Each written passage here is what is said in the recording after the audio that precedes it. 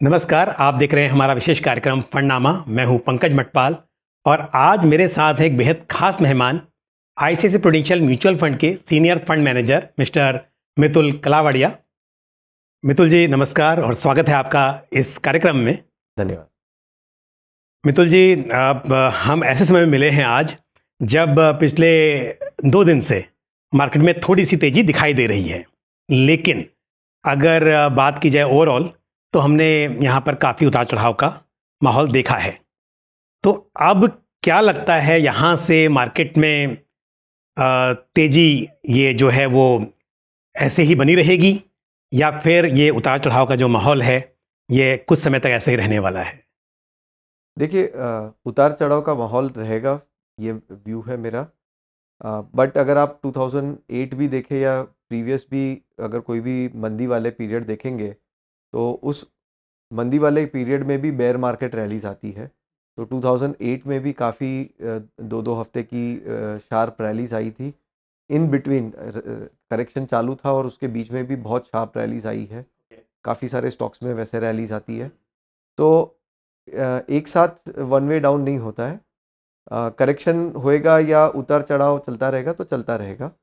क्यों? क्योंकि बहुत सारे ग्लोबल फैक्टर्स हैं जो जिनमें अभी भी अनसर्टेनिटी है। ओके। तो लास्ट ईयर अगर देखें और आज देखें तो पिछले साल ऐसा था कि अनसर्टेनिटी कम दिख रही थी।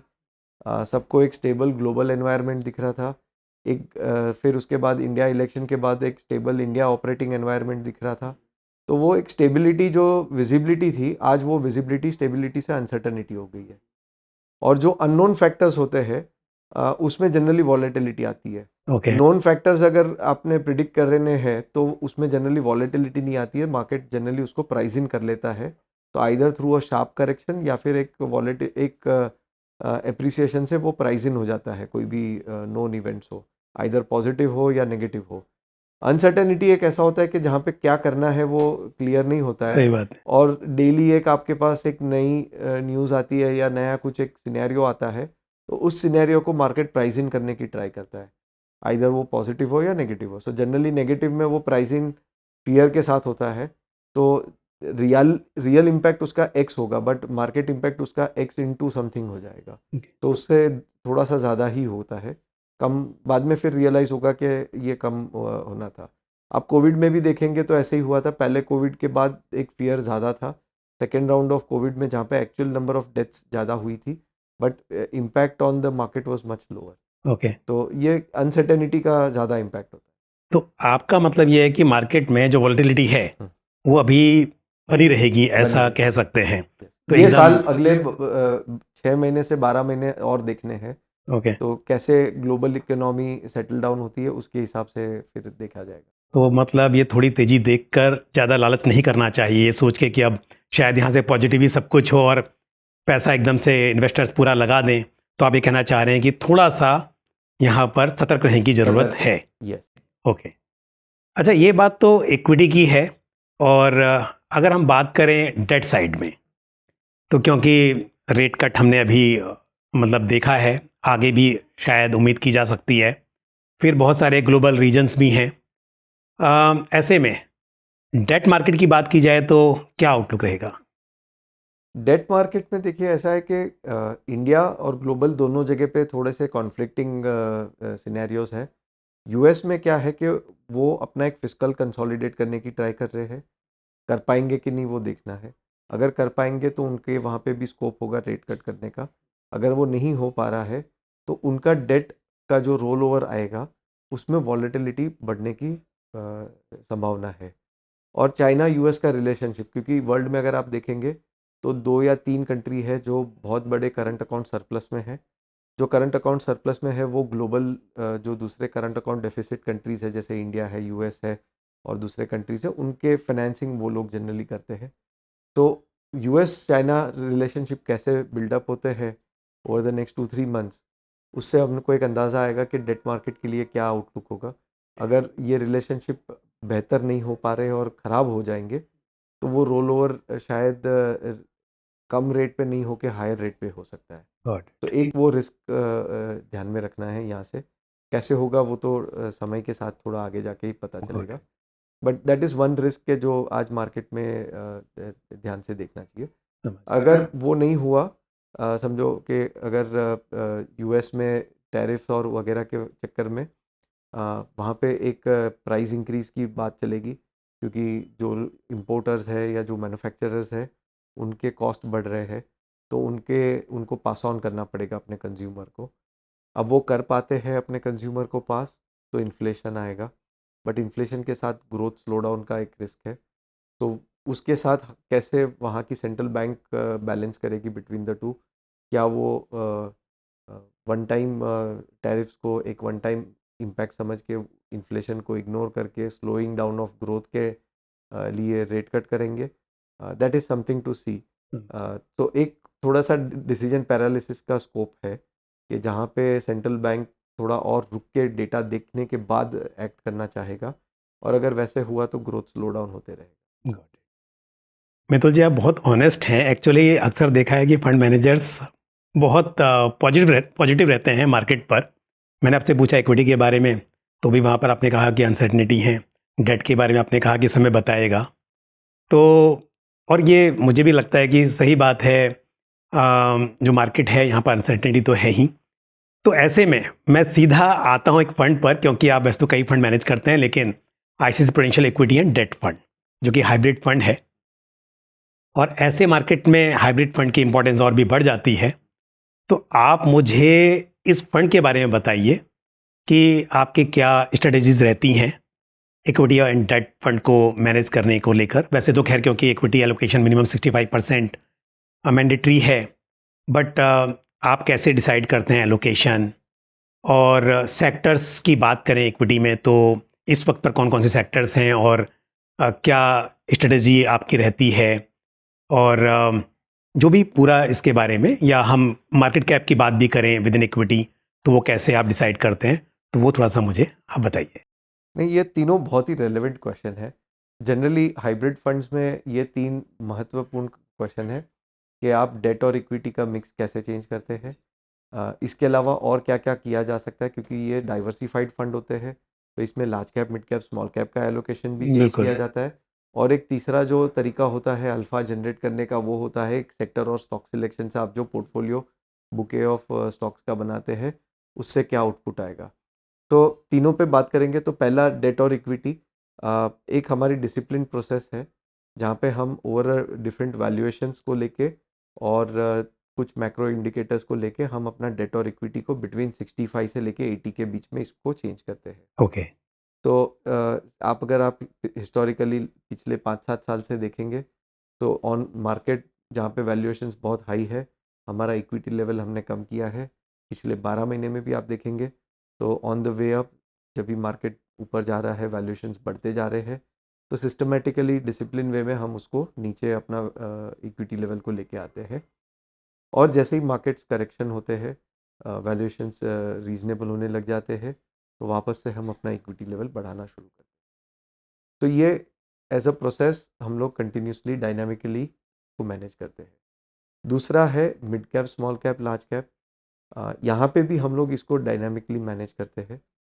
तो आप 2017 में अगर देखेंगे, तो जब भी एक रैली थी इंडियन मार्केट्स में स्मॉल कैप, मिड कैप में, तो ये फंड ने अपना मिड एंड स्मॉल कैप बहुत ज़ोर से कम किया था, and almost close to zero चले गए थे मिड एंड स्मॉल कैप में। ओके। फिर 2018 से लेके 2020 तक जब भी मिड एंड स्मॉल कैप के वैल्यूएशंस करेक्ट होते गए, बिजनेस में डाउन साइकिल थी, और वो बहुत ही ज़्यादा अट्रैक्टिव होते गए, तो over a period of 2 years हमने उसमें ये फंड में मिड एंड स्मॉल कैप का एलोकेशन बहुत बढ़ाया था। ओके। सिमिलरली लास्ट 12 महीने में भी आप देखेंगे हमारा मिड एंड स्मॉल कैप का एलोकेशन ये फंड में हमने सिस्टमेटिकली डिसिप्लिन, जैसे ही वैल्यूएशंस बियॉन्ड सर्टन पॉइंट चले गए हैं, तो हमने across the board reduction in mid and small cap किया है।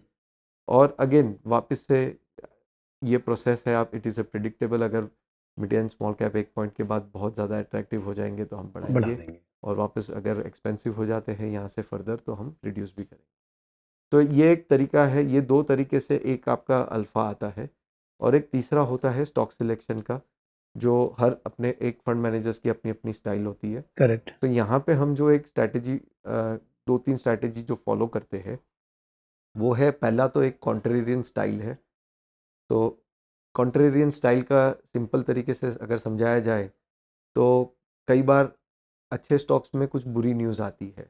अब वो बुरी न्यूज़ कोई रेगुलेटर की वजह से होती है, या कोई कॉम्पिटिटिव सिनेरियो से होती है, या फिर कंपनी के खुद के ही कुछ कारण से होती है कि मैनेजमेंट चेंज हो गया, या समझो कोई मिसहैप हो गया है, कोई प्रॉब्लम आ गई है, कुछ कहीं पे उनके कुछ प्रोडक्ट्स में इशू आ गए हैं।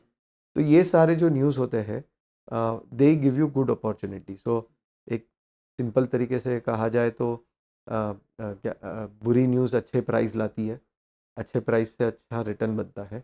तो ये एक स्ट्रैटेजी हमारी है। तो अक्रॉस द बोर्ड हम लोग, और ये खाली मार्केट न्यूज़ नहीं है, कई बार कॉम्पिटिटिव न्यूज़ भी होती है कि बहुत सारे कॉम्पिटिटर्स ने, नए एंट्रेंट्स ने मार्केट में एंटर किया है, और उसके वजह से स्टॉक्स या सेक्टर के जो मेन प्लेयर्स है वो डाउन जाते हैं।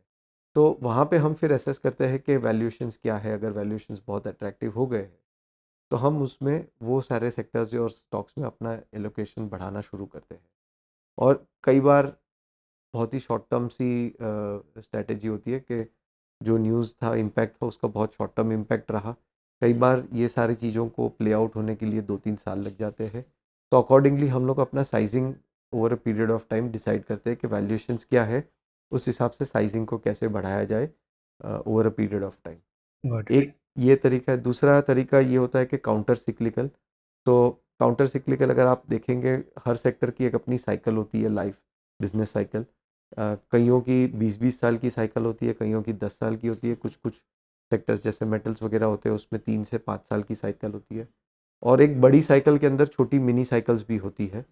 तो हम लोग वो भी कैप्चर करने की ट्राई करते हैं। वो हमारा एक स्ट्रेंथ एरिया है कि बड़ी साइकिल ऑब्जर्व करके हमको जो जिन सेक्टर में पता है कि इनमें बड़ी साइकिल है, उसमें अकॉर्डिंगली ग्रेजुअली वेट बढ़ाएंगे या वेट कम करेंगे। और जिनमें शॉर्ट साइकिल्स आते हैं उनमें भी शॉर्ट साइकिल्स खेल के वहाँ पे इन्वेस्टर्स के लिए पैसा बनाने की ट्राई करते हैं। तो जैसे एग्जांपल अगर आपसे दिया जाए तो 2018 से लेके 2020 तक या 21 तक ये फंड ने power, telecom, metals, oil and gas में इन्वेस्टमेंट किया था, क्योंकि ये चारों सेक्टर डाउन साइकिल से जा रहे थे। ठीक है। इसमें से metals, oil and gas short cycle sector है, वो बहुत जल्दी से रिकवर हुए थे पहले। पावर जो है वो 20 साल के साइकिल पे चलता है। एक साइकिल था जो 2002 से लेके 2012-14 तक चला था, जहाँ पे डिमांड बहुत ज़ोर से बढ़ रही थी और शॉर्टेज ऑफ सप्लाई था। तो शॉर्टेज ऑफ सप्लाई के कारण जो भी जनरेटर्स थे उनका बहुत अच्छा प्रॉफिट बनता है। और उसके बाद 2014 से लेके 2020 तक ओवर सप्लाइड मार्केट था। तो जो जनरेटर थे उनका प्रॉफिटेबिलिटी, और across the board, across the industry profitability shrink होने लग गई। लोगों ने नई कैपेसिटी डालना कम कर दिया, और उसकी वजह से अक्रॉस कैपिटल गुड से लेके सारे सेक्टर्स में उसकी नेगेटिव इम्पैक्ट आई थी। 2020-21 के बाद मार्केट बैलेंस हो गई है। आज वापस से हम वो सिनेरियो में है कि जहाँ पे शॉर्टेजेस है। ओके। और शॉर्टेजेस इसके लिए है क्योंकि हमने एक पॉइंट पे इन्वेस्टिंग बंद कर दिया था सेक्टर में, कैपेसिटी क्रिएशन स्लो डाउन हो गई थी। तो जब वापस प्रॉफिटेबिलिटी बढ़ना शुरू होती है तो वापस से कैपेसिटी का साइकिल चालू होता है। बट कैपेसिटी ये सेक्टर में क्या होता है कि कम से कम आज रिन्यूएबल में 2-3 साल लगते हैं, और थर्मल वगैरह में 7-8 से 10 साल लगते हैं। अगर आप न्यूक्लियर वगैरह देखेंगे तो वो उससे भी लंबे जेस्टेशन के प्रोजेक्ट। तो साइकिल बिकॉज क्योंकि प्रोजेक्ट की एग्जीक्यूशन साइकिल लंबी है तो सेक्टर की साइकिल लंबी हो जाती है। तो अकॉर्डिंगली हम अपने स्टॉक्स के जो सिलेक्शन और सेक्टर के सिलेक्शन है, ये साइकिल के अंडरस्टैंडिंग के हिसाब से over a period of time implement करते हैं। इसमें से स्टॉक्स के वेट्स को ग्रेजुअली कहीं पे बढ़ाते हैं, कहीं पे बहुत फास्ट बढ़ाते हैं। And accordingly top of the cycle equally important होता है। जब भी आपको समझ में आए कि ये साइकिल एकदम टॉप हो गया है, मार्केट कैप्स एकदम हाई होते हैं, प्रॉफिटेबिलिटी ऑल टाइम हाई होती है, और अगर आप जो भी नए प्लांट डाल रहे हो उसमें भी ब्रेक इवन पॉइंट्स बहुत अट्रैक्टिव लगने लगते हैं। जब ऐसा सिनेरियो हो तभी अक्रॉस द बोर्ड सब लोग कैपेसिटी एक्सपांशन बात करना शुरू करते हैं। उसी समय आपको समझना है कि ये यहाँ से टॉप ऑफ द साइकिल बन जाएगा। गुड। तो ये साइकिल की अंडरस्टैंडिंग होती है। एक होती है कॉन्ट्रेरियन, एक होती है साइकिल, और एक तीसरी जो हमारी स्टाइल है वो है कि बॉटम अप स्टॉक सिलेक्शन में हम कुछ कुछ थीमेटिक्स देखते हैं। जैसे लॉन्गर टर्म थीम्स है, तो यहाँ से जैसे अगर देखा जाएगा तो ईएमएस है या डिफेंस है, वैसे लॉन्गर टर्म्स जो थीम है, या रिटेल है, कि रिटेल यहाँ से मालूम है कि मॉडर्न रिटेल, क्विक कॉमर्स और डिलीवरी वाले फूड डिलीवरी बिजनेसेस, ये सारे बिजनेसेस लॉन्ग टर्म में इंडिया में अक्रॉस द बोर्ड आपको दिखे जाएंगे। ऑफ कोर्स पूरी मार्केट यही चलाएंगे वैसा ज़रूरी नहीं है, मार्केट प्लेस में सबके एक मार्केट शेयर होगी, बट आज इनकी मार्केट शेयर बहुत छोटी है। तो नेक्स्ट डेकेड तक इनकी मार्केट शेयर एक स्टेज तक पहुंच जाएगी कि जहाँ पे मार्केट स्टेबलाइज हो जाएगा। तो ये मार्केट शेयर के जो शिफ्ट होते हैं, ये बड़ी थीमेटिक्स होती है जो हम प्ले करने की ट्राई करते हैं। तो ये 3 बड़ी स्टाइल है जिसके बेस पे हम अपना पूरा पोर्टफोलियो सिलेक्शन करते हैं। इसके बेसिस पे एक अल्फ़ा आता है, जो ये तीनों जो हमने डिस्कस किया कि तीनों कैटेगरी ऑफ अल्फ़ा क्रिएशन में से सबसे बड़ा अल्फ़ा आता है स्टॉक सिलेक्शन और पोर्टफोलियो क्रिएशन, और दूसरे 2 का भी अल्फ़ा आता है जो यूज़फुल है। तो ये तो खैर आपने पूरा बड़े विस्तार से एक्सप्लेन किया कि किस तरह से स्टॉक सिलेक्शन की बात की जाए या थीम, पहले आप थीम सेलेक्ट करते हैं, स्टॉक सेलेक्ट करते हैं, यार कॉन्ट्रेरियन अप्रोच होती है। लेकिन जैसा आपने कहा कि यहाँ पर 65% टू 80% तक भी इक्विटी एलोकेशन हो सकता है, और ठीक है, बढ़ाना है तो वो तो खैर आप 80 तक लेके जा सकते हैं, बट अगर 65% से कम भी हो सकता है, क्या आप आर्बिट्राज अपॉर्चुनिटी भी यहाँ पर लेते हैं क्या? वैसे किया जा सकता है, आर्बिट्राज करके आप थोड़े समय के लिए कम इक्विटी भी कर सकते हैं। ओके। बट क्या है कि फंड की पोजीशनिंग है, सो ये Correct. फंड एक्चुअली जो इन्वेस्टर्स के लिए हमने डिज़ाइन किया है, वो उन इन्वेस्टर्स के लिए कि जो लॉन्गर टर्म होराइजन के साथ आए हैं। जैसे आपके पास भी काफ़ी इन्वेस्टर्स आएंगे जो अलग अलग टाइम होराइजन से होंगे। सो बिल्कुल। समबडी जो अपने 20s में या 30s में है and at the early stage of capital accumulation है, उनके पास लंबा टाइम होराइजन है, वो कम से कम 10-15-20 साल तक अपना कैपिटल एक्यूमुलेशन कर सकते हैं। तो वैसे इन्वेस्टर्स जो लॉन्गर होराइजन के साथ आते हैं, उनके लिए हायर इक्विटी लेवल अगर आप रेकमेंड ऐसे भी करेंगे एसेट एलोकेशन के हिसाब से, तो this is the fund which helps you to do that. और इसके लिए हम हायर इक्विटी एलोकेशन रखते हैं जनरली, तो दैट 65% स्पॉट मार्केट में मतलब जनरली रखते है हैं, ही, अनलेस के बहुत ज़्यादा क्रेजी वैल्यूएशंस हो जाए जो अनसस्टेनेबल लगे या कुछ बबल किया है पास्ट में कभी, इन मतलब द रिसेंट रिसेंट में 5 साल में हमने कभी नहीं। नहीं, क्योंकि अदरवाइज फिर वो बैलेंस एडवांटेज फंड ही हो जाएगा अगर आप इस तरह करेंगे। तो यहाँ पर ऐसा वैसा रिसेंट में तो नहीं हुआ, नहीं। बट आप कह रहे हैं कि जरूरत पड़ी तो किया जा सकता है। तो थोड़ा सा और कम किया जा सकता है कि जहाँ पे एकदम ही राइट। बबल और फ्रॉथ तो अनसस्टेनेबल ऐसे इन्वेस्टर जो मिनिमम 65% एलोकेशन चाहते हों इक्विटी में, उनके लिए ही फंड सुटेबल है। करेक्ट।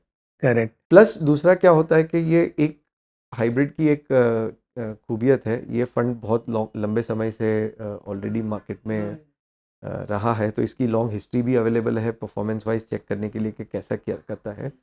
तो ये हायर इक्विटी इवन दो यहाँ पे 65 से 80 दिखेगा, बट अगर आप इसके ऑब्जेक्टिव देखोगे, क्योंकि मार्केट में वॉलेटिलिटी होती है, ये वॉलेटिलिटी के कारण इसका परफॉर्मेंस काफ़ी कई हद तक आपके फुल्ली इन्वेस्टेड फंड के आसपास आ जाता है। तो that is one observation that we have had after कि ये फंड को इतने लंबे समय से हमने ऑब्जर्व किया है। इसका कारण ये है मार्केट की वॉलेटिलिटी। तो वॉलेटिलिटी में आपको एक अपॉर्चुनिटी मिलती है डिप्लॉय करने की, तो आप अपना asset allocation continuously increase decrease करते हो, और वो वॉलेटिलिटी की वजह से आपको लॉन्गर टर्म में as a good equity fund का एक्सपीरियंस मिलता गुड। है।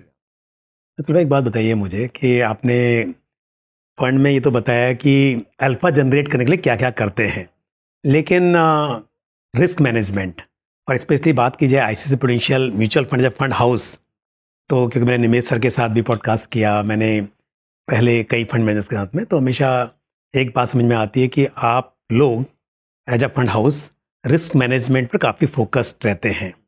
और निमेश सर ने तो साहब बोला कि हम तो रिस्क मैनेजमेंट कंपनी है। पहले रिस्क मैनेजमेंट पहली चीज़ है कि इन्वेस्टर का जो पैसा है उसका ध्यान रखा जाए कि कैसे सेफ गार्ड करना है, उसके बाद में उस पर कैसे रिटर्न जनरेट करने हैं।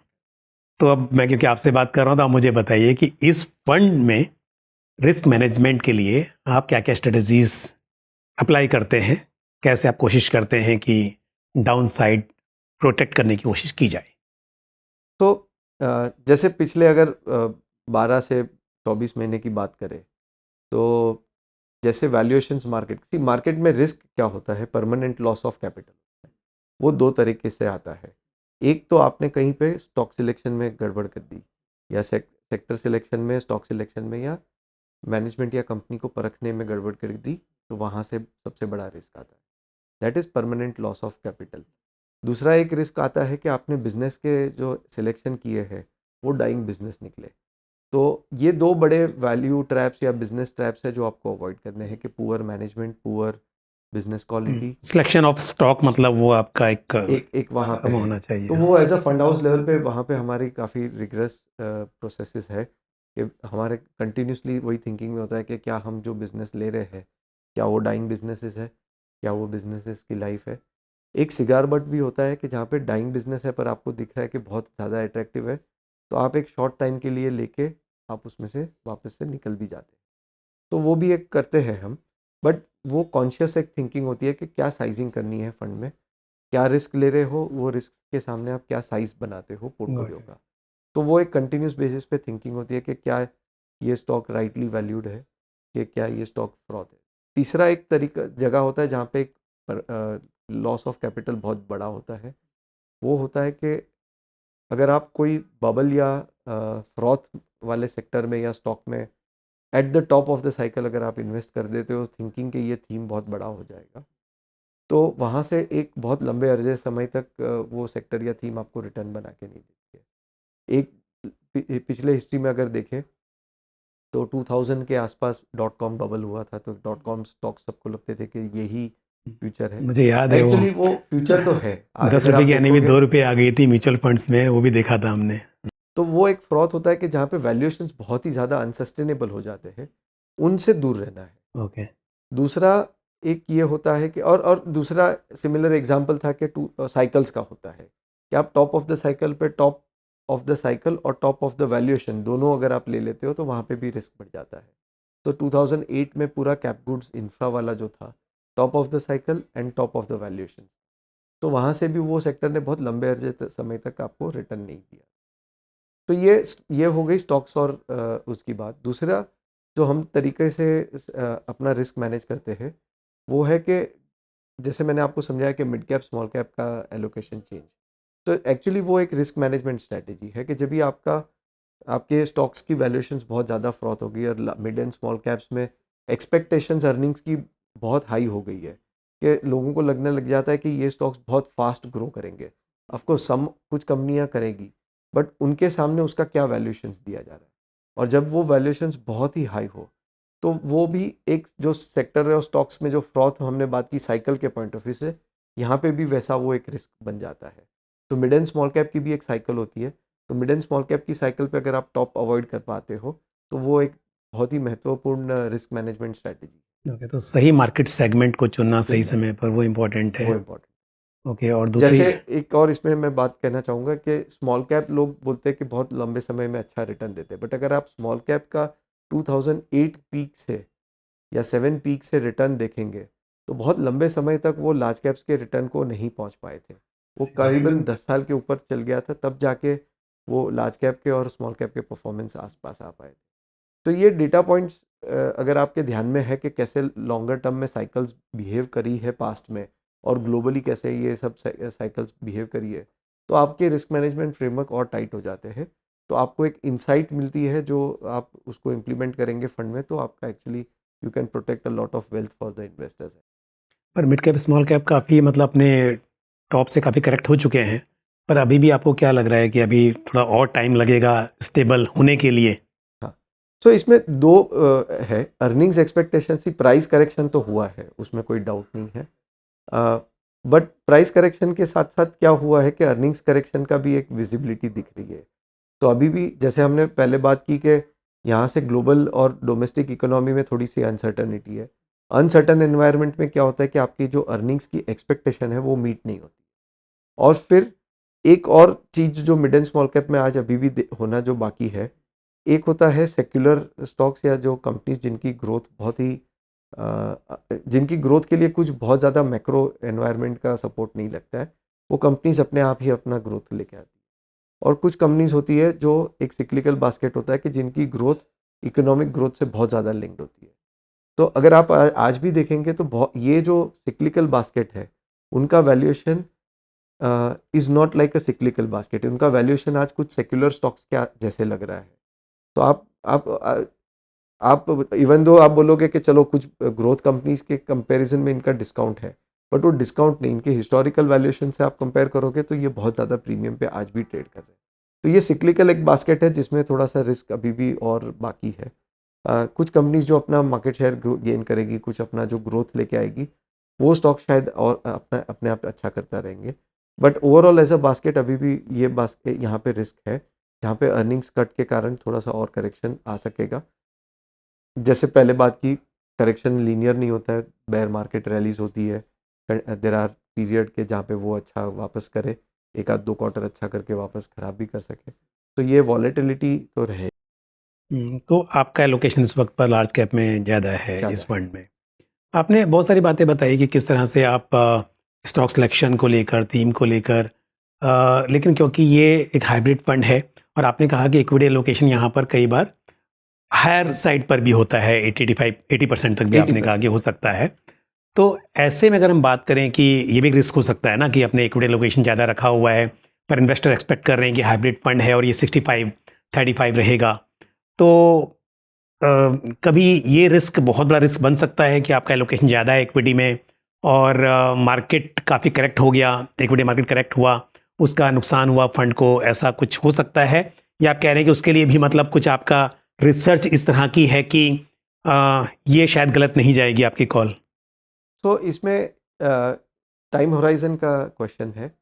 सो अगर आप 65 रखिए या 80 रखिए, ये एक रेंज है, और जैसे मैंने समझाया कि ये रेंज हम लोग आर्बिट्ररीली चेंज नहीं करते हैं। हम इसके लिए कुछ वैल्यूएशन इंडिकेटर्स है और मैक्रो इंडिकेटर्स है जिसके बेसिस पे हम अपना कॉल लेते हैं कि क्या वैल्यूएशन पे हिस्टोरिकली क्या बैंड ऑफ वैल्यूएशंस पे मार्केट ट्रेड करते हैं, और उसमें से आज हम कहाँ हैं। अगर आज हम टॉप के आसपास है तो कम रखना चाहिए इक्विटी, अगर आज हम क्लोजर टू द बॉटम है तो यस वहाँ से भी करेक्शन आ सकता है, तो फिलहाल क्योंकि कितना परसेंट है इक्विटी एलोकेशन फंड में? सो अगर आप लास्ट मंथ देखेंगे तो समथिंग अराउंड 70-71% के आसपास आपको इक्विटी एलोकेशन दिखेगा। तो और ये हिस्टोरिकली आप अगर देखेंगे तो सिस्टमेटिकली हमने मार्केट लेवल्स के साथ, वैल्यूएशंस के लेवल के साथ इसको सिस्टमेटिकली इसको चेंज करते हैं, डिसिप्लिन प्रोसेस रखता है। क्योंकि क्या होता है कि कई बार एक मार्केट्स जैसे पेंडुलम की तरह है, कहीं पे एक परफेक्ट वैल्यूएशन पे कभी नहीं टिकता है, इधर बहुत सस्ता भी हो जाता है, कभी कभी बहुत महंगा हो जाता है। तो वैल्यूएशंस जब भी बहुत सस्ते हो रहे हैं, उस फेज़ एक ऐसा फेज़ है कि जहाँ पे हम अपना इक्विटी वैल्यूएशंस ऑलरेडी बढ़ा के रखे हैं and market can continue to go down. But what we have seen is कि वो फेज़ एक होता है, but that is a good time to keep investing. और जैसे खाली इक्विटी का लेवल अकेला काम नहीं करता है, इक्विटी का लेवल होता है और उसके बाद मिड कैप, स्मॉल कैप और पूरा पोर्टफोलियो कॉम्बिनेशन है। तो actually as a discipline process जब भी वैल्यूएशंस अट्रैक्टिव होते जा रहे हैं, you have to keep changing all the three systematically, discipline तरीके से हर ये दोनों साइड पे काम करना ज़रूरी है। क्योंकि अगर आपने ये नहीं किया तो जब भी वहाँ से रिवर्स स्विंग इस तरफ आएगा, आप अपसाइड कैप्चर भी नहीं कर पाएंगे। तो रिस्क खाली डाउनसाइड को प्रोटेक्ट करना भी नहीं है, अपसाइड को कम्प्लीटली मिस करना भी एक रिस्क होता है। क्योंकि आपने इन्वेस्टर्स के हित में अगर काम करना है तो आपको उनके पोर्टफोलियो को प्रोटेक्ट भी करना है, but at the same time आपको उनके लिए अपसाइड में रिटर्न भी कैप्चर करना है। तो ये दोनों तरफ से बैलेंस करना है, तो ये बैलेंसिंग एक्ट है, कंटिन्यूस बेसिस पे थिंकिंग और रिसर्च चलते रहती है। और discipline is the most important and the key factor कि आपने एक जो प्रोसेस बनाई है over a period of time learning से, वो प्रोसेस को कंटिन्यूसली विदाउट इमोशन कितना फॉलो कर सकते हैं। क्योंकि हर नेगेटिव और बॉटम ऑफ द मार्केट पे आपके पास 3 नए रीज़न होंगे कि क्यों आज इन्वेस्ट नहीं करना है, क्यों शायद कल आपको बेटर प्राइस मिल जाएंगे।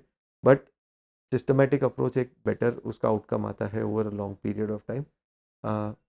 कई बार मैवरिक डिसीजन मेकिंग से कई बार आप कभी कभी राइट जा सकते हो, बट कंटिन्यूसली अगर आपको ओवर अ लॉन्ग पीरियड अगर हर बार राइट जाना है तो process is the most important. Without process आप कुछ 2 बार 4 बार राइट चले जाओगे, but with process you will go more number of times right. तो आप ज़्यादा राइट तब जाओगे जब भी आपने एक रोबस्ट प्रोसेस बनाई है और उसको आप डिसिप्लिन तरीके से फॉलो कर पा रहे हैं। आपने अभी कहा कि सिर्फ ये नहीं कि डाउन साइड को प्रोटेक्ट करना वो एक रिस्क है कि आप अगर नहीं प्रोटेक्ट कर पा रहे हैं, बट किसी अपॉर्चुनिटी का सही यूज़ ना कर पाना वो भी एक रिस्क है। I fully agree with you. But मुझे एक सवाल ये है मेरे मन में कि कई बार ये तो खैर चलिए हाइब्रिड फंड है तो यहाँ पर तो इक्विटी और डेट दोनों रहेगा ही, बट कुछ फंड मैनेजर्स इक्विटी फंड्स में भी डेट एलोकेशन रखते हैं ऐसे समय पर जब लगता है कि इक्विटी वैल्यूएशंस एक्सपेंसिव हैं।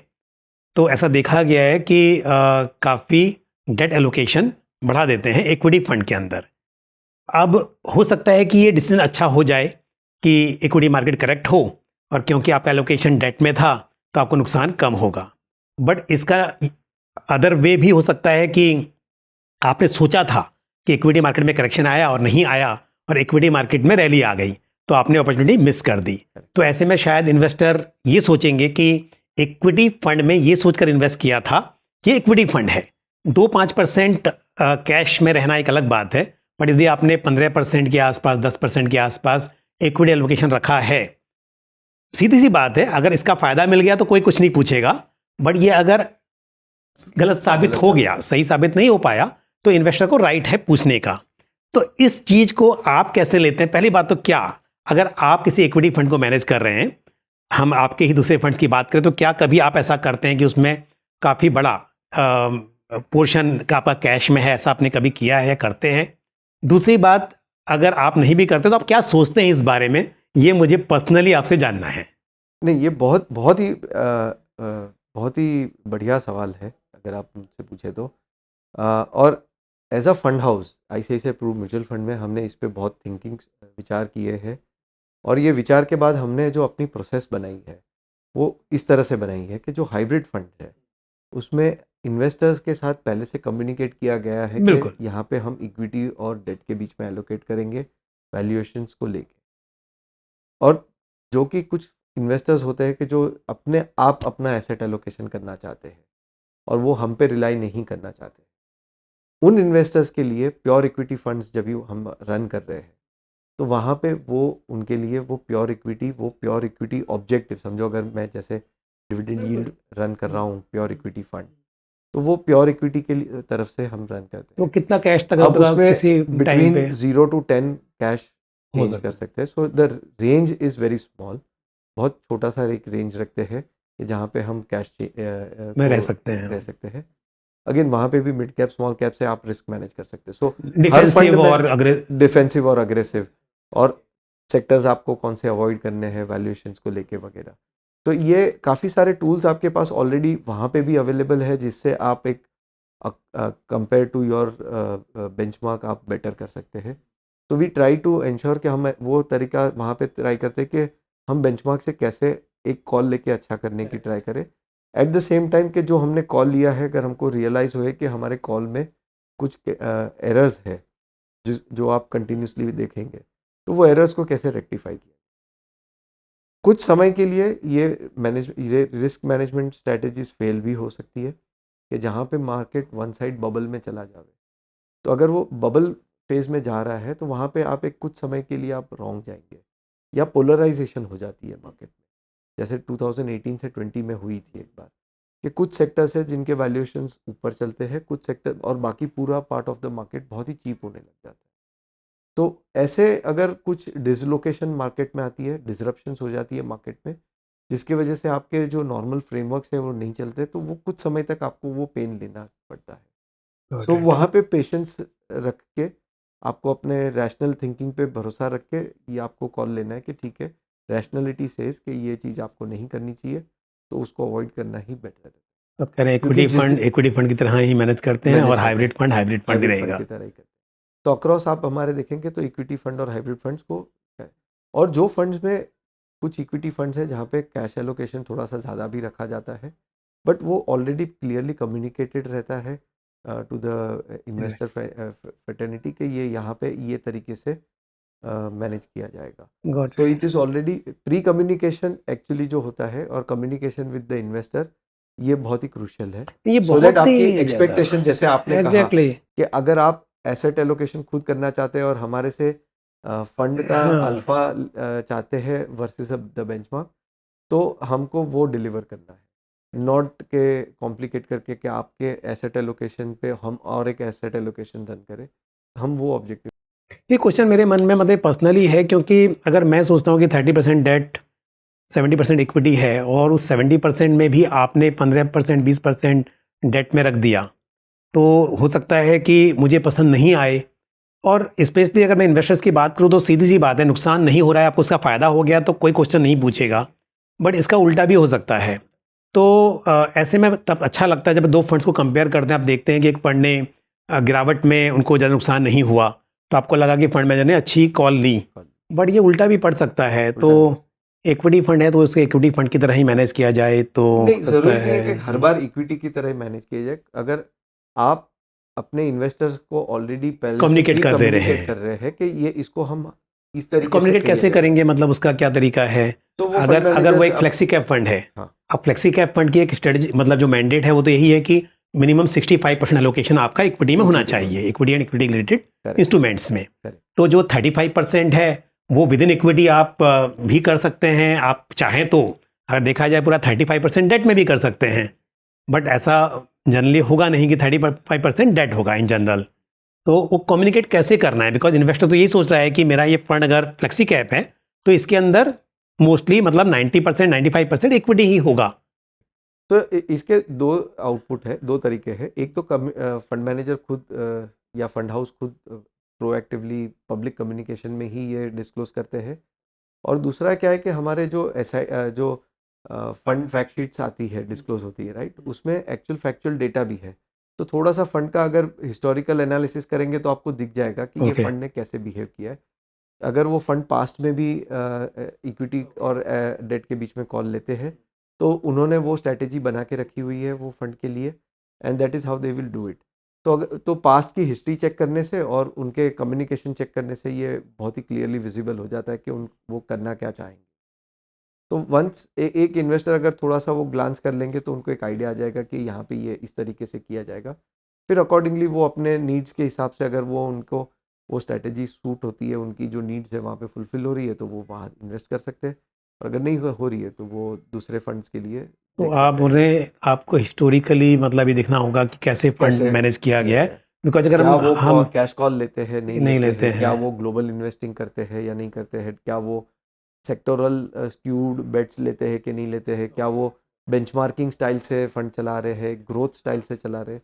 तो तो ये फंड थोड़े से मैनेजर का जो स्टाइल स्टाइल रहा है है उस फंड को मैनेज करने का, उस पर ध्यान देना होगा। उस पर बिकॉज अगर हम एसएआई की बात करें, ऑफर डॉक्यूमेंट की बात करें, तो उसमें तो आपको ये देखने को मिलेगा कि कितना अप्रॉक्सीमेट परसेंट मतलब मैंडेट क्या है उस फंड को लेकर। तो अगर आप ये कह रहे हैं कि किस तरह मैनेज करते हैं, तो वो सब बातें वहाँ से देख सकते पास्ट जो भी आपके फैक्ट शीट्स हैं वो देखें और फंड मैनेजर का स्टाइल देखेंगे तो ही मालूम चल पाएगा। तो इसमें आप कह रहे हैं कोई गलत कुछ भी नहीं है, हैं। आपको देखना है कि फंड को कैसे मैनेज किया जा रहा है और वो आपके लिए फिट है कि नहीं है, फिट है। वो इम्पॉर्टेंट है। ओके। अच्छा, मेरा एक क्वेश्चन आपसे ये भी है कि अम, जो आपने कहा कि पोर्टफोलियो में क्योंकि हाइब्रिड फंड है, तो रीबैलेंसिंग जो है पोर्टफोलियो की वो कितना फ्रिक्वेंट आप करते हैं? रीबैलेंसिंग डिपेंड्स करता है कि जैसे मैंने आपको समझाया, कुछ सेक्टर्स जहाँ पे साइकिल्स बहुत लंबी होती नहीं, है। पहले हम इक्विटी और डेट की अगर बात करें अच्छा, तो उस एलोकेशन को लेकर हाँ। वो कितना फ्रिक्वेंट आप चेंजेस वहाँ पर करते हैं या कर सकते हैं? सो फ्रीक्वेंट चेंजेस तो कभी भी कर सकते हैं। ओके। कितना करते हैं वो डिपेंड करता है मार्केट लेवल्स के ओके, पास। तो डायनेमिक है अगर मतलब प्रोसेस। मार्केट बहुत लंबे समय तक एक ही वैल्यूएशन के आसपास घूमते रहेंगे, तो हमारा इक्विटी एलोकेशन भी बहुत ही स्टेबल सा रहेगा। परफेक्ट। तो आप अगर 2000 से 2020 से लेके 2022 23 तक देखेंगे, तो उसमें देर वर 1 ईयर वेयर वी, जहाँ पे हमने हायर इक्विटी लेवल रखा था, फिर एक 6 महीने कंटिन्यूसली कम रखा था, फिर वापस एक साल 1.5 साल बहुत हाई रखा था। तो ये अगेन वैल्यूएशंस के लिंक्ड होता है, ठीक है। वैल्यूएशंस और मैक्रो इंडिकेटर्स, तो उसके साथ लिंक होता है। कमिंग टू स्टॉक्स और हाँ। स्टॉक्स के क्या यस। वेट्स होते हैं, अ, हर एक स्टॉक और हर एक सेक्टर का एक अपना हम व्यू बना के लिया जाता है। तो जैसे वैल्यूएशंस, जैसे साइकिल मैंने बताई आपको पावर की, तो पावर का वेट हमारे फंड में बहुत लंबे समय तक एक हाई वेट पे रहा। उसके बाद मेटल्स जो स्टॉक था, उनके बिकॉज वो शॉर्ट साइकिल थे, तो उसमें रीबैलेंसिंग करके हमने अपनी साइजिंग को 2021 में ही कम कर दिया था, क्योंकि वहाँ पे हमको दिख रहा था कि जो मेटल की जो साइकिल है वो ऑलमोस्ट प्ले आउट हो गई है। स्टील के दाम इतने बढ़ चुके थे 21-22 तक कि जहाँ पे वो हर मैन्युफैक्चरर बहुत प्रॉफिट बना रहे थे। तो वी हमको लगा कि यहाँ पे top of the cycle kind of a formation दिख रहा है, तो बहुत सिग्निफिकेंटली वहाँ से रिड्यूस कर दिए। प्लस तो एट द फिर भी सेम अगर टाइम क्वार्टरली हमारे बेसिस पे होता है ये प्रोसेस जो होता है, नहीं हाफ ईयरली कंटिन्यूस होता बेसिस है, पे होती कंटिन्यूस है, बेसिस पे होता है, तो ओके। ये कंटिन्यूस बेसिस पे है। आपको लगा कि अब यहाँ पे वैल्यूएशन बहुत करेक्ट, एक्सपेंसिव हो गई है, तो आप किसी भी वक्त वो कॉल ले सकते कॉल हैं कि ले अभी सकते आपको चेंजेस हैं। करने हैं, और कुछ ओके। स्टॉक्स ऐसे हैं जहाँ पे कंपनी बॉटम अप अपना मार्केट शेयर गेन कर रही है, लंबे समय तक अपना ग्रोथ मैनेज कर पा रही है, तो उन स्टॉक्स को हम कई सालों तक चेंज नहीं किए। कुछ कुछ स्टॉक्स में 3-3 साल तक वेट सेम रखे हैं, उनको कंपाउंड होने दिया जाता है। तो कंपनी स्पेसिफिक और सेक्टर स्पेसिफिक ये डिसीजन होता है। मितुल जी, आपने बहुत सारी बातें बता दी फंड के बारे में, लेकिन एक आखिरी सवाल, और ये मैं कहूँ आपकी एक एडवाइस कि ऐसे वोलेटाइल मार्केट में जहाँ पर आप खुद कह रहे हैं कि अनसर्टनिटी बनी हुई है, इन्वेस्टर्स के लिए आपकी क्या एडवाइस होगी, और एक हाइब्रिड फंड की ऐसे मार्केट में क्या इंपॉर्टेंस है? तो इसी हाइब्रिड फंड को लेकर इन्वेस्टर के लिए आपकी क्या एडवाइस है, ये आप मुझे बताइए। इन्वेस्टर्स के लिए सबसे महत्वपूर्ण एडवाइस ये होगी कि आपको हमेशा एक डिसिप्लिन अप्रोच बना के रखना। तो ये ज़रूरी नहीं है कि आप अपने पहले 2-3 साल में एक डिसिप्लिन अप्रोच बना लो, but over a period of time आपका जैसे मार्केट एक्सपीरियंस रहेगा, उसके बेसिस पे आप एक अपना डिसिप्लिन क्रिएट करोगे, एक प्रोसेस क्रिएट करोगे, और जो प्रोसेस क्रिएट करोगे उसको डिसिप्लिन तरीके से फॉलो करना सबसे मोस्ट इम्पॉर्टेंट फैक्टर है। तो अगर आपने एक एसेट एलोकेशन मॉडल बनाया है, वो एसेट एलोकेशन अगर आपको लंबे समय तक आप फॉलो करेंगे तो उसका बेनिफिट आपको ज़रूर दिखेगा। दूसरा ये है कि हाइब्रिड फंड्स जो है ये उन इन्वेस्टर्स के लिए है जो खुद अपना एक प्रोसेस एसेट एलोकेशन का फॉर्म नहीं कर पाते हैं, और उनके फॉर कई सारे रीजंस होते हैं कि उनके पास समय नहीं है, उनके पास रेलेवेंट नॉलेज नहीं है, बट उनके पास एक सिस्टम को फॉलो करने की कैपेबिलिटी है कि अगर मैं सिस्टमेटिकली इन फंड्स में over a long period of time invest कर सकता हूँ, तो उनके लिए एक हाइब्रिड फंड है। दूसरा हाइब्रिड फंड्स में अगर आप देखेंगे तो हमारे पास एक रेंज ऑफ फंड्स है, यहाँ पे लोएस्ट इक्विटी वाले फंड्स है इक्विटी सेविंग्स फंड, फिर उससे थोड़ा सा ज़्यादा इक्विटी वाले फंड्स है बैलेंस एडवांटेज फंड्स, फिर उसके ऊपर आते हैं asset allocator, multi asset fund, और टूवर्ड्स द हाईएस्ट एंड जहाँ पे हाईएस्ट इक्विटी है वो है इक्विटी एंड डेट फंड या एग्रेसिव हाइब्रिड। तो ये हाइब्रिड फंड्स की बुकें इसके लिए बनाई है क्योंकि हर एक इन्वेस्टर्स की एक अलग नीड है। जो पहली बार इक्विटी में आ रहे हैं, जिनको इक्विटी का कम एक्सपीरियंस है, और ये बहुत large part of the market था कुछ सालों से, क्योंकि इंडिया में अगर आप देखेंगे तो इन 2006-7-8 म्यूचुअल फंड्स और equity as a percentage of your household savings, जो टोटल हाउस होल्ड्स की सेविंग्स है उसका ये बहुत छोटा सा प्रोपोर्शन था।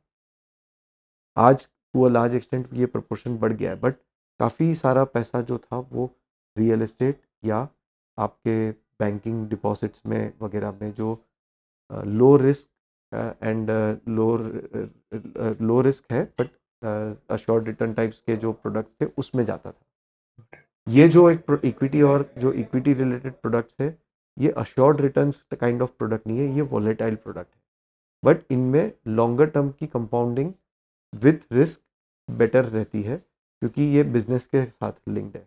तो इन अ कंट्री जहाँ पे स्टेबल पॉलिटिकल एनवायरनमेंट है, स्टेबल ग्रोथ एनवायरनमेंट है, तो वहाँ पे compounding effect over a long period of time बहुत बड़ी आती है। तो उसको कैसे कैप्चर किया जाए, तो उसके लिए ये जो इन्वेस्टर्स वहाँ से शिफ्ट होके आ रहे हैं वो पहले लो रिस्क वाले प्रोडक्ट में आ सकते हैं, जैसे इक्विटी सेविंग्स है, बैलेंस एडवांटेज फंड्स है या एसेट एलोकेटर फंड है। इनमें पहले आके वॉलेटिलिटी को मार्केट की अंडरस्टैंड करेंगे, कुछ समय उनकी वो अंडरस्टैंडिंग होने के बाद उनकी जो इन्वेस्टिंग प्रोसेस फ्रेम होगी उसके बाद वो हायर इक्विटी वाले हाइब्रिड्स में मूव कर सकते हैं। और उसके बाद फिर डाइवर्सिफाइड इक्विटी फंड में जा सकते अगर हैं। उनके पास रिसर्च करने का और उनके पास कॉल्स लेने के लिए अगर वो अपने आप को सक्षम समझते तो वो भी करना चाहिए, क्योंकि जब भी आपके पास अपना एक खुद का रिसर्च है, आप अपना कॉल ले पा रहे हैं, तो आप सेक्टोरल फंड सिलेक्ट कर सकते हैं, आप प्योर इक्विटी फंड सिलेक्ट कर सकते वो तो फिर सीजन इन्वेस्टर्स जो हैं, हैं सीजन जिनको इन्वेस्टर्स हैं बहुत उनके समझता है लिए, मार्केट। और जिनके पास समय नहीं है और पर उनके पास लंबे समय तक रहने की टाइम होराइजन है, वैसे इन्वेस्टर्स के लिए ये hybrid funds very well placed है बिल्कुल कि जहाँ पे आप डे टू डे मार्केट के साथ अपना समय नहीं दे पा रहे, आपका प्रोफेशन ऐसा है कि आप अपने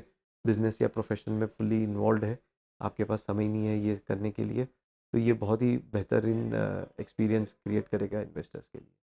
बिल्कुल मितुल जी, ये समय भी ऐसा है कि मार्केट में काफ़ी जो माहौल है उतार चढ़ाव का, और इन्वेस्टर्स के मन में थोड़ा प्लस सा यस, डर भी ये भी है। एक बहुत बड़ा इंपॉर्टेंट पॉइंट है कि एक्चुअली उतार चढ़ाव का और वॉलेटिलिटी का जो टाइम है वो एक्चुअली हाइब्रिड फंड्स के लिए बेस्ट बिल्कुल सूटेड टाइम होता है, बिल्कुल क्योंकि वॉलेटिलिटी में हाइब्रिड फंड्स बहुत ज़्यादा एक्टिव रहते हैं और उनका आउटकम भी एग्जैक्टली उस दरमियान बहुत अच्छा रहा बिल्कुल, है। क्योंकि वैसे तो खैर आप बहुत सारे दूसरे फंड्स मैनेज करते हैं, पर आज मैंने विशेष तौर पर इसीलिए आपसे इसी फंड पर चर्चा की, क्योंकि मुझे लगता है कि जो इन्वेस्टर्स के मन में डर बना हुआ है, तो ऐसे में अगर थोड़ा बैलेंस अप्रोच फॉलो करेंगे तो रिस्क थोड़ा कम हो जाएगा।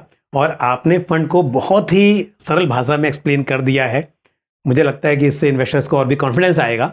एक तो यह है कि हाइब्रिड फंड में रहना चाहिए, दूसरा within hybrid fund aggressive hybrid fund की क्या इंपॉर्टेंस है, और उसमें ICICI Prudential equity and debt fund क्यों अपने आप में एक इम्पॉर्टेंट स्कीम है, वो भी समझ में आता है आपके इस एक्सप्लेनेशन से।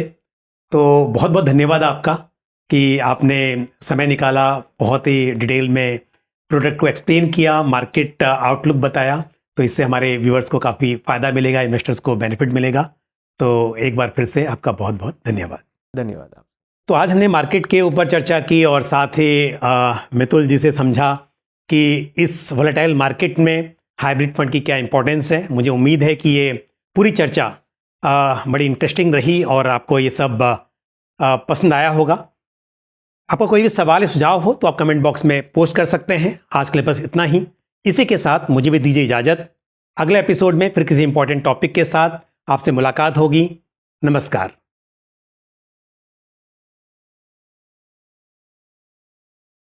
म्यूचुअल फंड निवेश बाजार जोखिमों के अधीन है। योजना से संबंधित सभी दस्तावेजों को ध्यान से पढ़ें।